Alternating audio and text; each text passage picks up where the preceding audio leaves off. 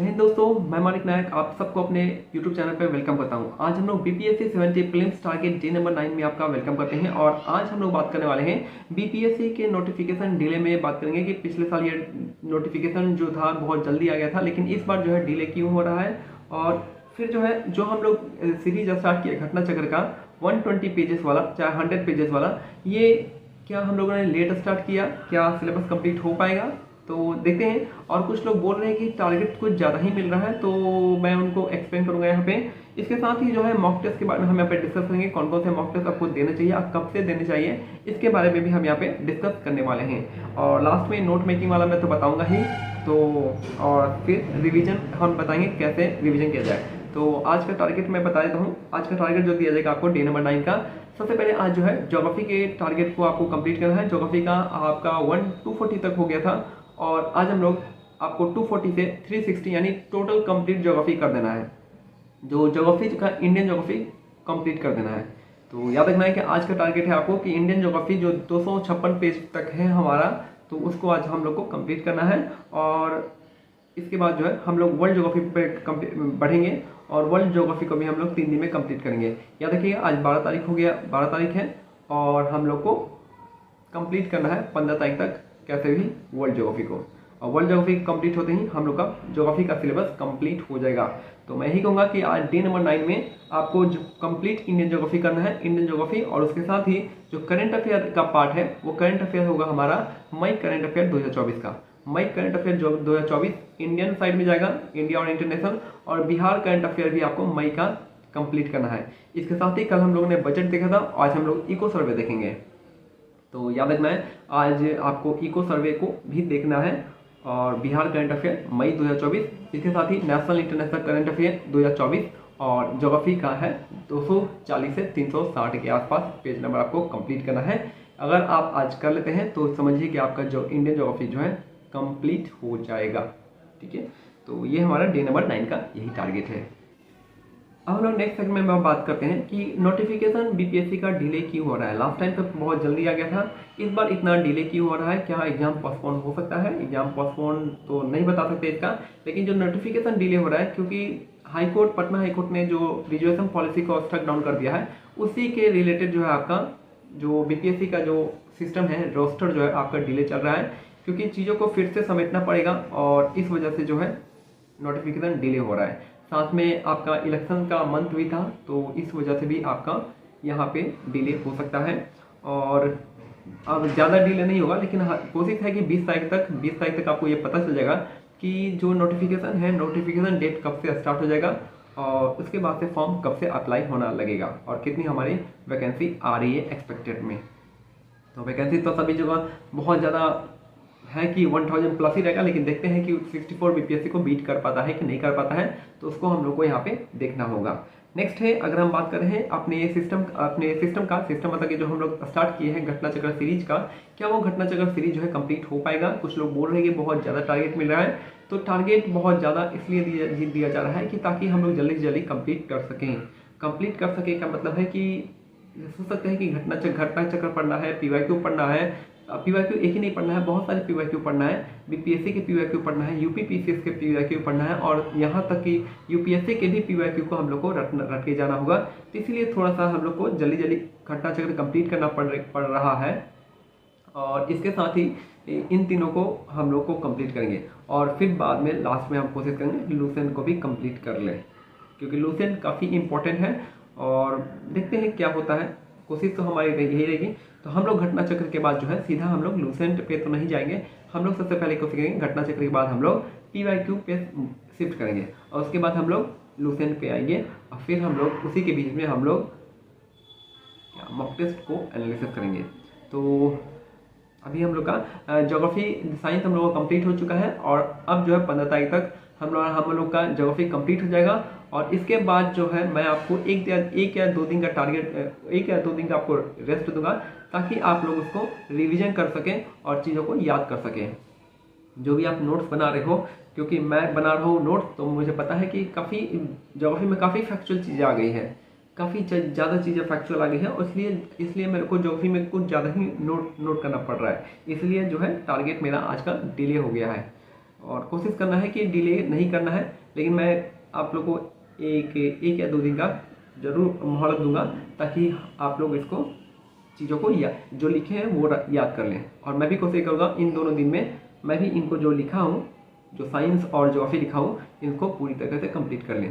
तो चीज़ों को याद करना भी बहुत इंपॉर्टेंट है, तो इसलिए मैं आप लोगों को दे रहा हूँ। इसके बाद जो है हम लोग तीसरा जो टारगेट है हमारा कि हम लोग को जुलाई तक घटना चक्र कैसे भी कंप्लीट कर लेना है। जुलाई अगर नहीं कर पाते हैं, क्योंकि 15 तारीख को हमारा ज्योग्राफी कंप्लीट होगा, इसके बाद जो हम लोग कोशिश करेंगे कि 15 के बाद 2 दिन अगर रेस्ट देते हैं 17 तारीख तक, तो 18 तारीख से लेकर 25 तारीख तक हम क्या करेंगे, 18 से 25 तक में हम लोग को कोशिश करना है कि हम लोग इसके बाद जो स्टार्ट करने वाले हैं, कौन सा स्टार्ट करेंगे, हिस्ट्री स्टार्ट करेंगे। तो हिस्ट्री को हम लोग को 7 दिन में कंप्लीट करना है, क्योंकि हिस्ट्री में तो बहुत सारी चीज़ आ जाएगी। तो आई थिंक थोड़ा सा टफ हो जाएगा, लेकिन बहुत आसान भी हो जाएगा, क्योंकि चीज़ें हिस्ट्री में पढ़ी हुई है, बहुत बार हम लोगों ने पढ़ा है, तो जल्दी कंप्लीट हो सकता है हिस्ट्री का। इसके बाद जो है 25 तारीख हिस्ट्री कंप्लीट करेंगे। उसके बाद 7 दिन बाद हम लोग पॉलिटी या इकोनॉमिक्स लेके चलेंगे, और पॉलिटी को लास्ट में लेके चलेंगे, क्योंकि पॉलिटी का क्वेश्चन जो है आप लोग बना जाओगे।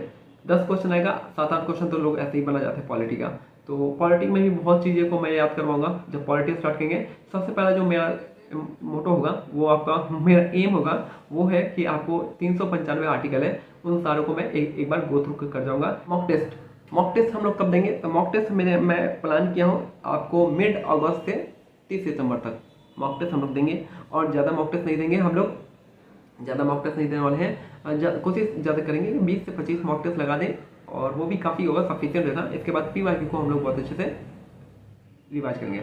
और मेनली जो हमारा जो अगस्त है वो पूरा जाएगा आपका PYQ में। अगस्त हमारा PYQ और जो लूसेंट है उसमें उसको कंप्लीट करेंगे। और मॉक टेस्ट भी हम लोग मिड अगस्त से स्टार्ट करेंगे, और जिसको हम लास्ट तक रखेंगे। और साथ में लास्ट में हम लोग रिवीजन भी स्टार्ट करेंगे कि रिवीजन कैसा होना चाहिए। जो भी हम लोग नोट्स बना रहे हैं उनका रिवीजन होना चाहिए, और मिनिमम हम लोग 5 बार रिवीजन कर लेंगे उन्हीं टॉपिक का। तो जैसे मैं बना रहा हूँ, जैसे मेरा साइंस 10 पेज के आसपास जो है साइंस घटना चक्र हो गया है, तो उसी को मैं 5 बार पढ़ लूँगा, ताकि चीज़ें ईजी वाली तो चीज़ें आसानी से याद ही रहती है, तो टफ वाली चीज़ें याद हो जाएंगी। और नोट मेकिंग प्रोसेस मैं बता रहा हूँ कैसे आपको नोट मेकिंग प्रोसेस करना है। तो यहाँ भी जो ज्योग्राफी में मैंने नोट्स बनाया है, वो भी लगभग कितने पेज हो गए हैं। इंडियन ज्योग्राफी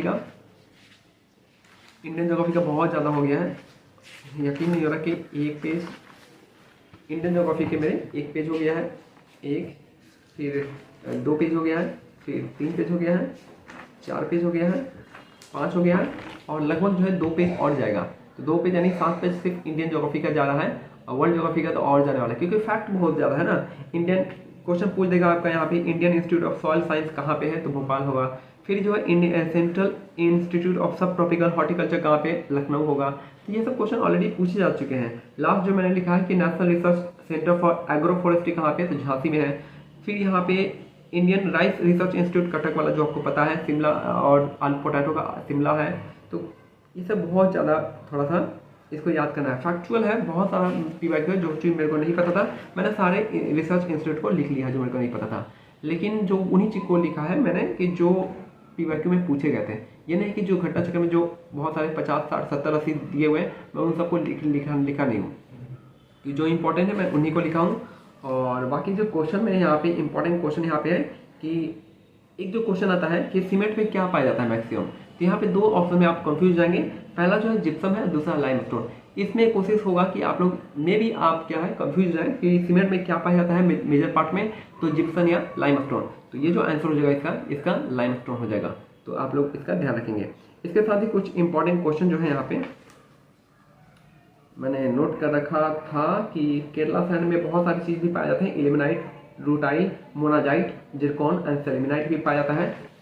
और फिर यहाँ पे फिर जो है कुछ क्वेश्चन जो है बिगेस्ट फर्टिलाइजर फैक्ट्री कहाँ पे है, तो ये हो जाएगा आपका फूलपुर यूपी में मिलता है।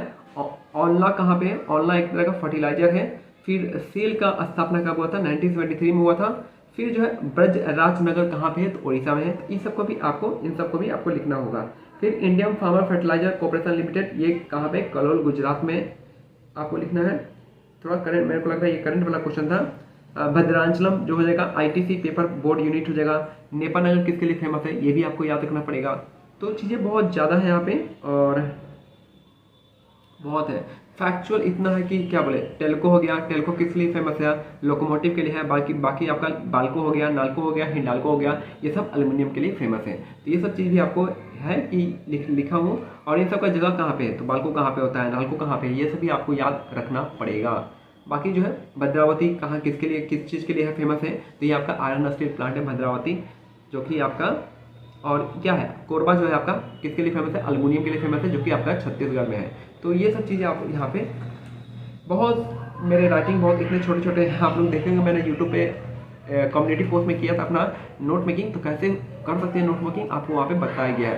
तो अब इतना ज़्यादा तो मैं वीडियो बहुत ज़्यादा हो जाएगा, तो मैं यहीं पे रोकूंगा कि इसको डिस्कस करने लगा तो फिर कुछ ज़्यादा ही हो जाएगा। और मैं इंग्लिश में लिखता हूँ तो इसलिए आप लोग को थोड़ा सा दिक्कत हो सकता है जो हिंदी मीडियम से हैं, बाकी इंग्लिश वाले तो ठीक है। और सबका नोट मेकिंग का तरीका बिल्कुल अलग होता है। ये नहीं कि मैं अगर ये डाल दूंगा लिख के तो आप लोग उसे देख के बहुत कुछ सीख जाएंगे, ऐसा नहीं होगा।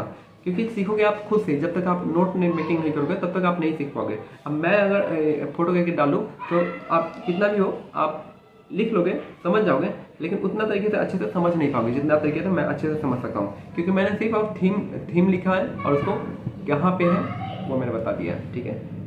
तो बाकी जो है और क्या है, मिनरल्स का स्टोर हाउस कहाँ किसे कहते हैं, छोटा नागपुर को कहते हैं। तो ये सब चीज़ें थोड़ी सी क्वेश्चन है। NFSM में क्या क्या हम लोग को दिया गया था, राइस था, वीट था, पल्सेस था, इन तीनों का टारगेट था एक्सट्रीम करने के लिए। फिर हासन कहाँ पे, कर्नाटक में पड़ता है। कॉपर रिजर्व कहाँ पे, राजस्थान हो जाएगा सबसे ज़्यादा। चंद्रपुर महाराष्ट्र में पड़ता है। ये सब चीज़ छोटी छोटी चीज़ें हैं जो कि अगर क्वेश्चन आ गया तो टफ है इतना आसान नहीं है। इसलिए मेरे को बहुत चीज़ों को नोट करने में काफ़ी टाइम लग गया ज्योग्राफी को, और अभी भी मेरा 30-40 पेज आज का बचा हुआ है। तो मैं कोशिश करूँगा कि आज कंप्लीट करने का, और आप लोग भी जो है कंप्लीट कीजिए, नहीं तो बहुत ज़्यादा लेट हो जाएगा। और ठीक है, बाकी जो भी आपको डाउट होता है डिस्कशन होता है, मिलते हैं अगले वीडियो में। तब तक के लिए जय हिंद, जय भारत, धन्यवाद।